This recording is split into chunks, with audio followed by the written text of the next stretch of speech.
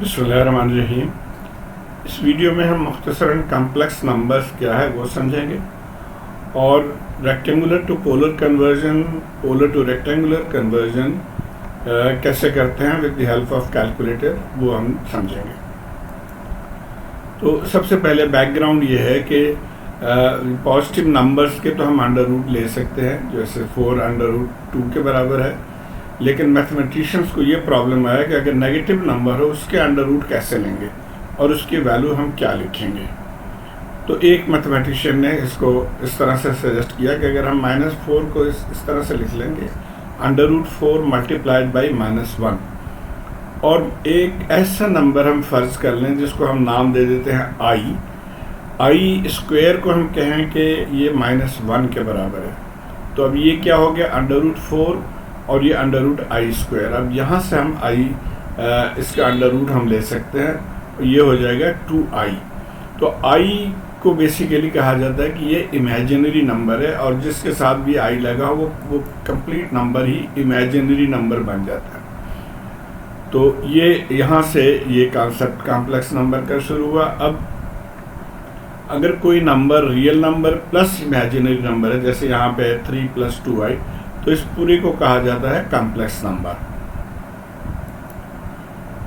और electrical engineering में आई चूँकि हम करंट के लिए यूज़ करते हैं तो आई की जगह पे जे लिखा जाता है, और इसका जो प्रॉपर फॉर्म है वो 3 + 2j नहीं है बल्कि 3 + j2 लिखा जाता है।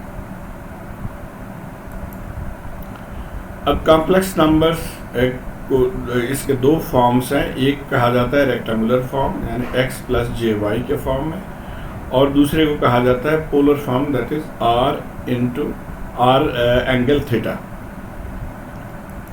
तो सबसे पहले तो हम रेक्टेंगुलर को समझने की कोशिश करते हैं। जैसे ये रेक्टेंगुलर कंपोनेंट है z, इसको हम x + jy, तो x क्या हो गया जी, ये रियल एक्सिस पे x होगा और y की वैल्यू ये इमेजिनरी एक्सिस है, इसके ऊपर नीचे इमेजिनरी एक्सिस होता है, राइट लेफ्ट रियल एक्सिस होता है।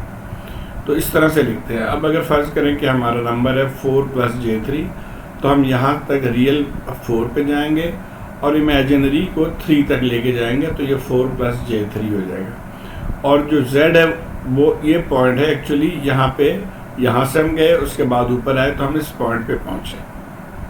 अब इसको अगर हम इसके मैग्नीट्यूड लेना चाहें इस नंबर के, तो क्या होगा, मैग्नीट्यूड ऑफ z, इन दोनों का आप स्क्वायर कर लेते हैं और उसको अंडर रूट करते हैं, तो ये 5 के बराबर होगा। अब ये 5 है क्या, इसको हम यहाँ पे कह रहे हैं कि ये r के बराबर, तो ये जो पोर्शन है इसको अब हम r कहेंगे, और जो इसका एंगल होता है उसको हम लिखते हैं फाई tan इनवर्स y/x, हमारे केस में होगा tan इनवर्स 3/4, और इसको अगर आप कैलकुलेटर से निकालेंगे तो ये 36.86 होगा।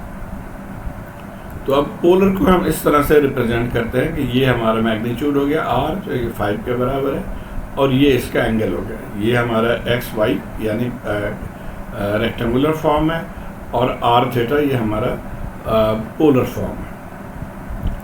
अब आप रेक्टेंगुलर टू पोलर कन्वर्जन कैसे करेंगे with the help of calculator, बहुत आसान तरीका है। ये दो वैल्यूज़ मैंने लिए हैं और ये इनके आंसर भी मैंने लिख दिया। अब हम कैलकुलेटर से देखेंगे कि 4 + j3 को पहले कैसे करेंगे।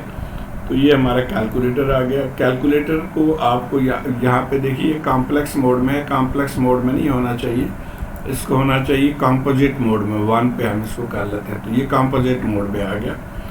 अब ये हमारा रेक्टेंगुलर है, इसको हमने पोलर में जाना है, तो ये यहाँ पे ये देखिए 2 पॉइंट है, ये पोलर है और ये रेक्टेंगुलर है। अब चूंकि ये ऊपर लिखा हुआ है और ये ब्राउन कलर में है, तो सबसे पहले हमने शिफ्ट को दबा के फिर इसको इस्तेमाल करना।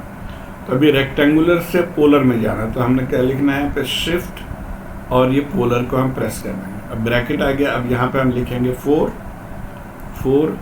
अब j3 के बजाय हम यहाँ पे कॉमा डालेंगे, तो ये यहाँ से देखिए शिफ्ट कॉमा और फिर 3 लिखेंगे, 3 ब्रैकेट क्लोज कर दिया, इक्वल साइन।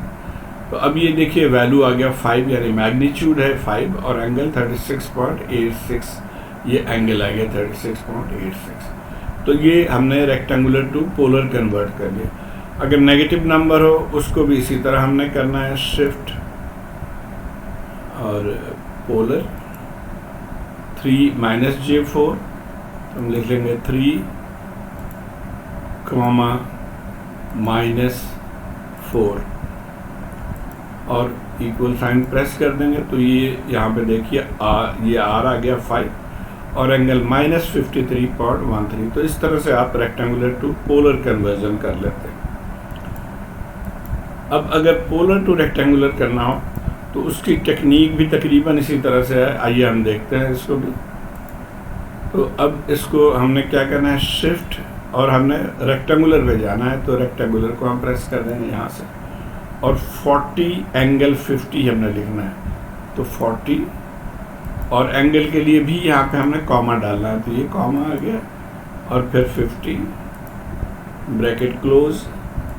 अब ये देखिए x हो गया 25.71 और ये y है, इसको हम थोड़ा सा इधर ले आते हैं तो y हो गया 30.641 यानी J 30.64।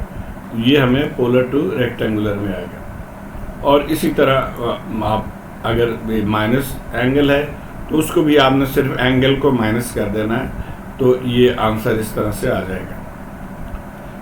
अब एक पॉइंट सिर्फ यहाँ पे एक दिखाना है कि स्पेशल केस है, यहाँ पे आपने इस चीज़ को गौर करना है कि अगर एंगल या वैल्यू पोलर में दिए हुए -10 और एंगल 30, तो हम अगर इसको कैलकुलेटर में डालेंगे तो हमें एरर आ जाएगा। अब ये पोलर है, हमने रेक्टेंगुलर में जाना चाह रहे हैं तो शिफ्ट रेक्टेंगुलर और -10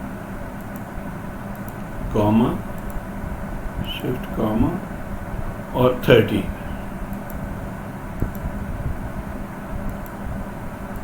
तो ये देखिए मैथ एरर दे दिया इसने। इसकी वजह ये है कि एंगल और -10 जो है, -10 ये एक्सेप्ट नहीं करेगा। इसको हमने एक्चुअली लिखना है कि आप अगर नंबर लाइन अगर आपको याद हो तो नेगेटिव होता है लेफ़्ट साइड पे और पॉजिटिव होता है राइट साइड पे।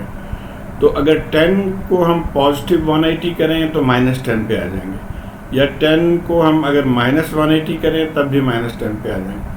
तो -10 को ख़त्म करने के लिए एक्चुअली जो एंगल है उसके साथ या तो हम +180 कर देते हैं या उसके साथ -180 कर देते हैं, तो उसके बाद जो वैल्यू आएगा इसको आप सॉल्व कर सकते हैं। आइए देखते हैं। अब रेक्टेंगुलर, अच्छा इसको क्लियर करना है, शिफ्ट रेक्टेंगुलर।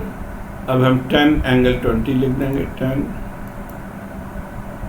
कॉमा 210। तो अब ये देखिए आंसर दे दिया इसने -866 और y की वैल्यू जो है वो है -5। इसी तरह आप इसको -180 वाले को भी आप इसी तरह से करेंगे कि 10 -150। और अगर ये एंगल माइनस हो तो तब भी आपने टेक्निक यही फॉलो करना है कि +180 या -180 आपने ऐड करना है। आप यहाँ पे देखिए -10 है और एंगल भी -30 है, कोई फ़र्क नहीं पड़ता। आप इसके साथ या तो +180 कर लें या -180 कर लें और उसके बाद इसको कन्वर्ट करें। तो उम्मीद है आप इसको फॉलो कर पाए होंगे। शुक्रिया।